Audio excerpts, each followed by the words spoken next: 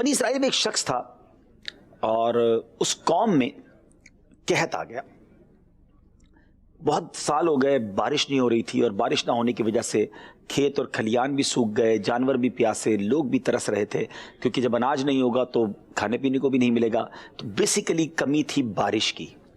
حضرت موسیٰ علیہ السلام کے پاس لوگ آئے اور کہا کہ حضور آپ دعا کریں، آپ اللہ کے نبی ہیں اور بارش ہوگی تو ہمارے اناج اگے گا اور ہم سب اس قحط سے نکل پائیں گے.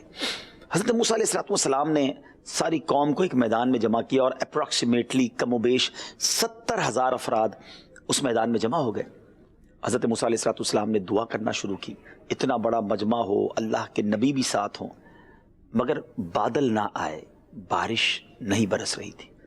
حضرت موسیٰ علیہ السلام نے اللہ کی بارگاہ میں عرض کی کہ مولا بارش کیوں نہیں برس رہی؟ ہم تیرے بندے تجھے پکار رہے ہیں. میں اس واقعے کا مفہوم یا سمجھے مضمون بیان کر رہا ہوں.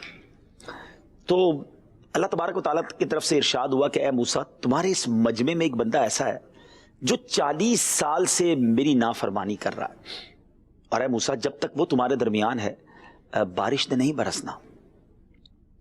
اب حضرت موسیٰ علیہ السلام عرض کرتے کہ مولا 70,000 کا مجمع ہے، میں اس میں سے اس بندے کو کیسے تلاش کروں؟ ارشاد ہوا موسیٰ تمہارا کام آواز لگانا ہے، پہنچانا ہمارا کام ہے. حضرت موسیٰ علیہ السلام کھڑے ہو گئے اور آپ نے مجمع سے ایڈریس کیا، بیان کیا کہ اے وہ شخص جو ہمارے اس مجمع میں موجود ہو، جو 40 سال سے اللہ کو ناراض کر رہے ہو، اس کی غضب کو دعوت دے رہے ہو، اتنی بڑی نافرمانی تم نے کی ہے، ہمارے مجمع سے نکل جاؤ، کیونکہ تم جب تک اس مجمع میں ہو بارش نے نہیں ہونا. حضرت غور کیجیے ناظرین کہ پورا شہر جمع ہو اور ایک بندے کو یہ کہا جائے کہ تم اس سے نکل جاؤ. اب اس بندے نے بڑے کمال کا کام کیا. اس بندے نے وہ پہلے تو سمجھ تو گیا کہ میں ہی ہوں، کیونکہ اس کو ریئلائز ہو گیا کہ میں واقعی 40 سال سے اللہ کی نافرمانی کر رہا ہوں. پہلے تو اس نے ویٹ کیا، دائیں دیکھا بائیں دیکھا کہ شاید کوئی اور کھڑا ہو جائے. جب کوئی کھڑا نہیں ہوا تو وہ سمجھ گیا کہ میرے لیے ہی یہ خطاب ہے. اب اس بندے نے کمال کا کام کیا ناظرین، جو میرا آج کا میسج دینا مقصود ہے، جو آج یہ ٹاپک ہے گفتگو کا. اس بندے نے کیا کیا؟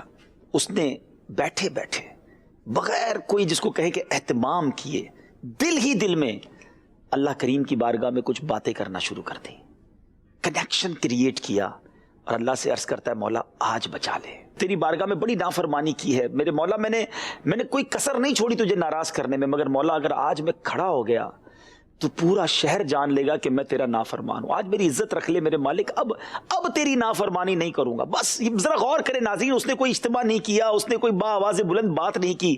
اللہ دلوں کی سنتا ہے، وہ دل ہی دل میں رب کو پکار رہا ہے. ناظرین آپ جانتے ہیں پھر کیا ہوا؟ تھوڑی دیر ہوتی ہے اور بادل آتے ہیں اور موسلا دھار بارش برسنا شروع ہو جاتی ہے. ناظرین کیسے بارش برسی؟ حضرت موسیٰ علیہ السلام نے اللہ کی بارگاہ میں سوال کیا کہ میرے مولا بندہ تو کوئی نہیں نکلا، بارش کیسے ہو رہی ہے؟ اللہ کی طرف سے ارشاد ہوتا ہے کہ اے موسیٰ جس بندے کی وجہ سے بارش نہیں ہو رہی تھی، میرے اس بندے نے مجھ سے دوستی کر لی ہے، اور اب بارش میں نے اسی کی وجہ سے برسائی ہے. حضرت موسیٰ علیہ السلام کہتے ہیں مولا پھر مجھے اس بندے سے تو ملا دے کہ جو اب تیرا دوست بن گیا، جس کی برکت سے تو نے بارش برسائی. سنو کیا ارشاد ہوتا ہے. رب فرماتا ہے موسیٰ جب وہ میرا نافرمان تھا میں نے تب اس کے عیب نہیں کھولے، اب تو میرا فرما بردار ہو گیا ہے، میں کیسے اس کے عیب کھول دوں؟ کیونکہ ابھی بھی اگر پتا چل جاتا کہ یہ وہ شخص ہے جس کی وجہ سے بارش ہوئی، تو یہ بھی تو ساتھ پتا چلتا نا کہ گناہگار بھی یہی تھا، خطا کار بھی یہی تھا. ناظرین کیا سیکھنے کو ملا؟ یہ ہے میرے رب کی رحمت، عیبوں کو چھپانے والی ذات ہے. پنجابی شاعر کہتا ہے نا، لکھ ایک گناہ میرے ماپیوں ویکھن مینوں عمری منہ نہ لاویں، لکھ گناہ میرا مالک ویکھے او پھر بھی پردے پاوے. اللہ کریم ہمارے عیبوں کو چھپاتا ہے. ذرا غور کرے نا ناظرین، ذرا غور کرے کتنے گناہ میں نے کیے اور کتنے گناہ آپ نے کیے، چھپ چھپ کر کیے، دنیا میں کوئی نہیں جانتا، مگر اللہ تو جانتا ہے نا.